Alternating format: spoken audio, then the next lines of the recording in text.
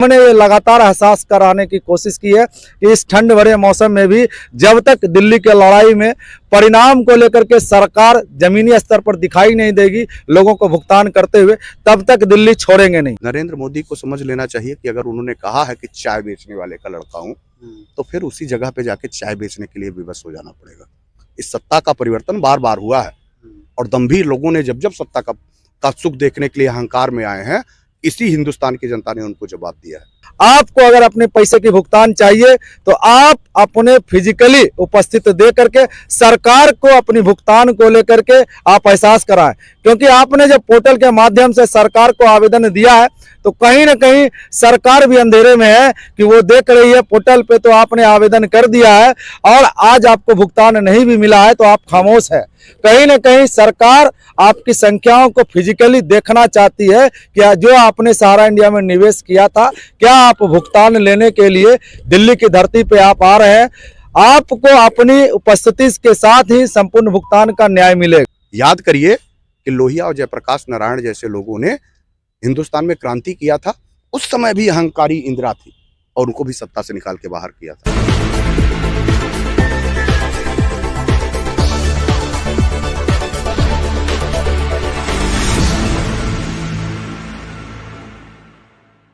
नमस्कार, नव जागरण लाइव में आपका स्वागत है।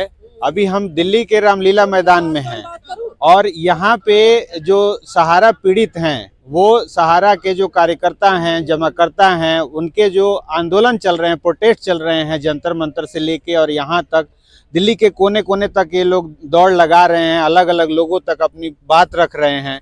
कई बार अरेस्ट हो चुके ये लोग और आज इतनी ठंड में दिल्ली में 6 डिग्री और 7 डिग्री का टेम्परेचर है, फिर भी ये लोग महिला पुरुष जो चुनिंदा जो नेतृत्व कर रहे हैं इस आंदोलन का, वो लोग यहाँ पे डटे हुए हैं और आगे का जो अपना प्लान है, प्रोग्राम है, उसके बारे में रूपरेखा तय कर रहे हैं।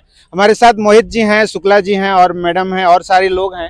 इनसे जानेंगे कि क्या प्लान है और क्या कहना चाहते हैं ये। जी, स्वागत है आपका। धन्यवाद। सबसे पहले मैं नव जागरण लाइव को धन्यवाद देना चाहता हूं, क्योंकि इन्होंने लगातार दिल्ली के जंतर मंतर 27 तारीख से प्रोटेस्ट को जो है लोगों के बीच में रखा कि कैसे हिंदुस्तान में 10 करोड़ सहारा निवेशक जो है लगातार अपने आर्थिक संकट से परेशान है। कहीं ना कहीं पूरी टीम की ओर से मैं इनका धन्यवाद ज्ञापन देता हूं और जितने भी सहारा पीड़ित निवेशक एवं कार्यकर्ता हैं, जैसा कि आप देख रहे होंगे, हमारे राज्य के कई प्रतिनिधि चेहरे, कई जिले के प्रतिनिधि चेहरे के रूप में आज दिखाई दे रहे हैं।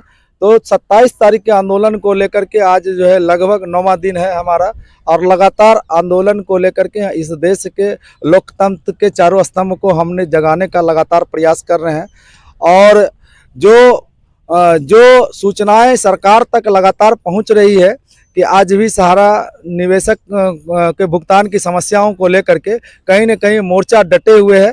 मोर्चा लगातार जो है अपनी पीड़ा देश की सरकारों तक पहुंचाने का प्रयास कर रहा है और इसी क्रम में मोर्चा की ओर से तमाम हिंदुस्तान के सहारा निवेशक एवं कार्यकर्ताओं का आह्वान हुआ है कि आगामी 10 जनवरी को इसी रामलीला मैदान की धरती से पूरे हिंदुस्तान के 10 करोड़ सहारा पीड़ित निवेशकों के भुगतान को लेकर के सरकार को आर या पार की लड़ाई का अलख जगाया जाएगा। आपको अगर अपने पैसे की भुगतान चाहिए तो आप अपने फिजिकली उपस्थित दे करके सरकार को अपनी भुगतान को लेकर के आप एहसास कराएं, क्योंकि आपने जब पोर्टल के माध्यम से सरकार को आवेदन दिया है तो कहीं ना कहीं सरकार भी अंधेरे में है कि वो देख रही है पोर्टल पे तो आपने आवेदन कर दिया है और आज आपको भुगतान नहीं भी मिला है तो आप खामोश है। कहीं ना कहीं सरकार आपकी संख्याओं को फिजिकली देखना चाहती है कि जो आपने सहारा इंडिया में निवेश किया था, क्या आप भुगतान लेने के लिए दिल्ली की धरती पे आप आ रहे हैं, आपको अपनी उपस्थिति के साथ ही संपूर्ण भुगतान का न्याय मिलेगा।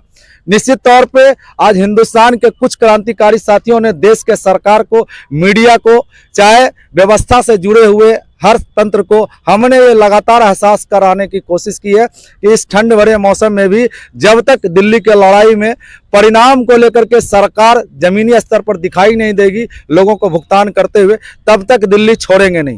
दिल्ली की रणभूमि को हम लोग जो ने तय करके दिल्ली के धरती पे हम लोगों ने कदम रखा था। हमारे साथ जितने भी क्रांतिकारी साथी हैं, फिर से एक बार आजादी की लड़ाई की तरह भगत सिंह, सुभाष चंद्र बोस और ऐसे कई साथी और कैसी ऐसे कई वीरांगना महिलाएं जो झांसी लक्ष्मीबाई के रूप में हमारे साथ साथ लगातार इस लड़ाई को लड़ रहे हैं।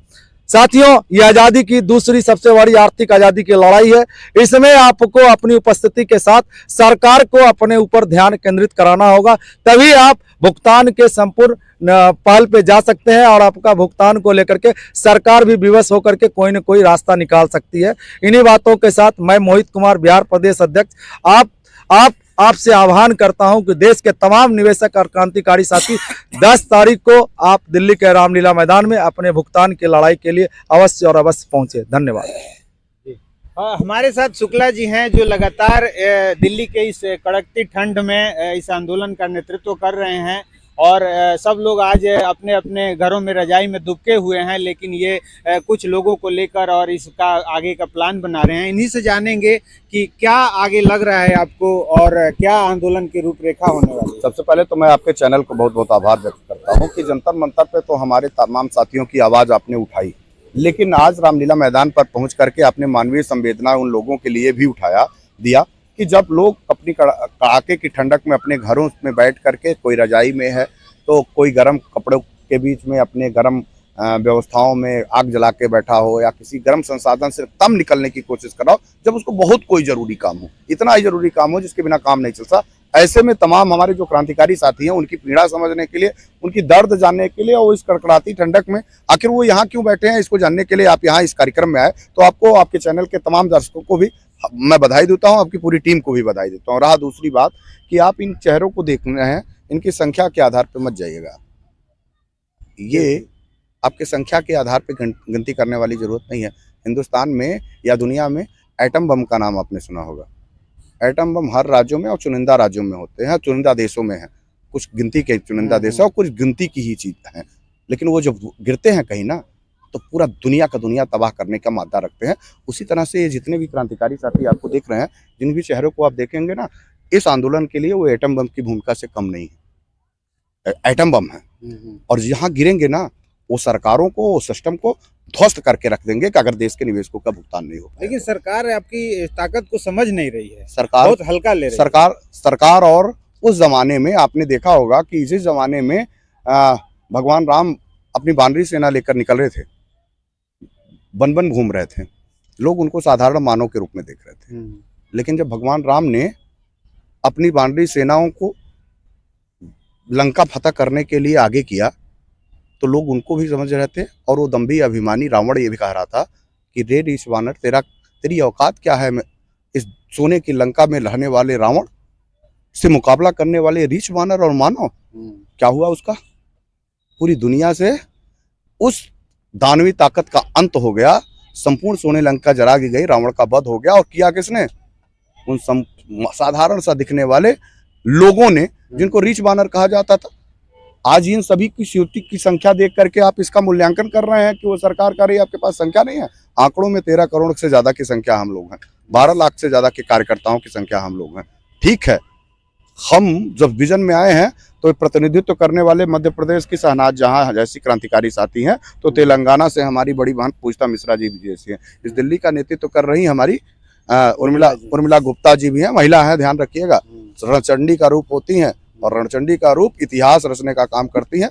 और जब भी महिषासुर ने अपना रौद्र रूप दिखाया है, आसुरी शक्ति का प्रयोग किया है, तब इन लोगों ने वध करने के लिए अपना कदम आगे बढ़ा दिया है। तो आज हमारे साथ देवियों का स्वरूप भी आगे चल रहा है, तो नौजवानों में भगत सिंह जैसे क्रांतिकारी साथियों का भी है। और देखिए ना, इसमें मोहित कुमार का चेहरा हो या सतीश चतुर्वेदी जी जैसे, इनकी उम्र लड़ाई लड़ने की थोड़ी रहे। लेकिन आपको कोई फिल्म याद आई होगी जिसमें एक अनुपम खेर ने कॉमन मैन की भूमिका निभाई थी और उन्होंने पूरे दिल्ली प्रशासन नहीं, पूरे हिंदुस्तान के प्रशासन को उसको भी आत्मसात करते ये लोग बैठे। ये देखिए, इनके चेहरे अगर दिखाई देते हो तो बिहार के धरती पे रामजुगुल सिंह जैसे लोग जब एक बार पेसमेकर लगा चुके हो, उनका खत्म होने की स्थिति में पेसमेकर, वो कह रहे हैं जाएंगे तब या तो मर जाएंगे। ये है रामजुगुल सिंह जी का पेसमेकर, इनको पेसमेकर लगा हुआ है और इनका पेसमेकर जवाब देने की स्थिति में, अवधि पूरा हो चुका है, लेकिन कह रहे हैं कि आप लोग यहाँ ठंडक में रहेंगे, हमारे कायरों की तरह बैठे रहने वाले लोग, हम यहाँ बैठ करके मर जाना पसंद है लेकिन आपका साथ छोड़ना पसंद। जो इस तरीके संजय जैसे लोग, जिनके जो विषम हालात में भी अपने जीवन जी रहे हैं, ऐसे लोग वर्तमान परिस्थितियों में इस ठंडक में रहने के काबिल हैं क्या? यहाँ रह रहे हैं, लेकिन इन्होंने जिद जनून पाल लिया है। सरकार हमारे ही द्वारा बनाई गई है। गाँव से होकर गुजरती हैं सरकारें। लगता है कि हम दिल्ली में आ गए हैं तो हम दिल्ली की कुर्सी को नहीं छोड़ेंगे, दिल्ली की आलीशान व्यवस्थाओं को नहीं छोड़ेंगे। नरेंद्र मोदी को समझ लेना चाहिए कि अगर उन्होंने कहा है कि चाय बेचने वाले का लड़का हूँ, तो फिर उसी जगह पे जाके चाय बेचने के लिए विवश हो जाना पड़ेगा।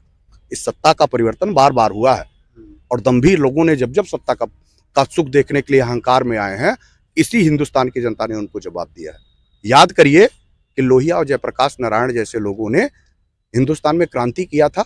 उस समय भी अहंकारी इंदिरा थी और उनको भी सत्ता से निकाल के बाहर किया था। अभी बहुत दूर जाने की जरूरत नहीं है। यही जंतर मंतर की वो जगह है जहां 500 लेकर अन्ना हजारे ने अपने आंदोलन का मूवमेंट किया था और यही कांग्रेस की दम्भी सरकार को सत्ता छोड़ के वापस आना पड़ा।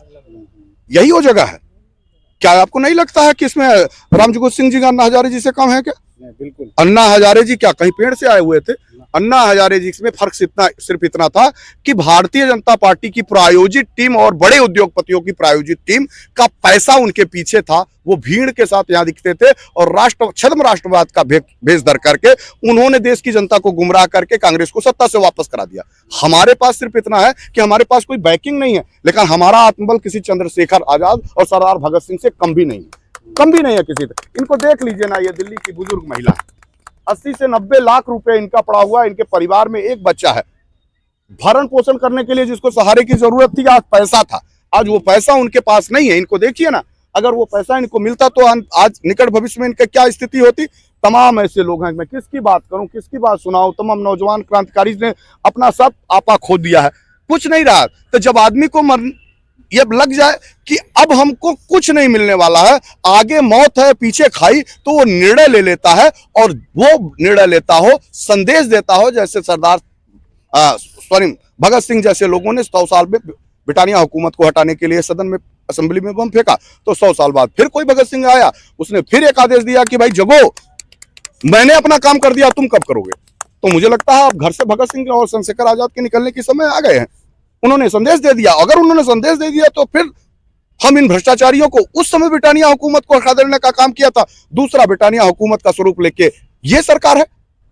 उस सरकार को तब भी नौजवानों ने खदेड़ा था, इस सरकार को अभी गरीब और नौजवान हटा के आएंगे। उनको अहंकार पालने की जरूरत नहीं है। सत्ता का परिवर्तन प्रकृति और सिस्टम सब तय करते हैं। जब सवेरा होता है, शाम होती है, सवेरे की एक नई उजाले के प्रकाश में आते हैं और आंदोलन भी उसी रास्ता पे है। 10 तारीख को इतिहास दिखाएगा। तो जैसा कि आपने सुना शुक्ला जी को, और इनका साफ कहना है कि जो ये आंदोलन है ये एक बड़ा रूप लेगा 10 तारीख को, और करो या मरो की स्थिति है।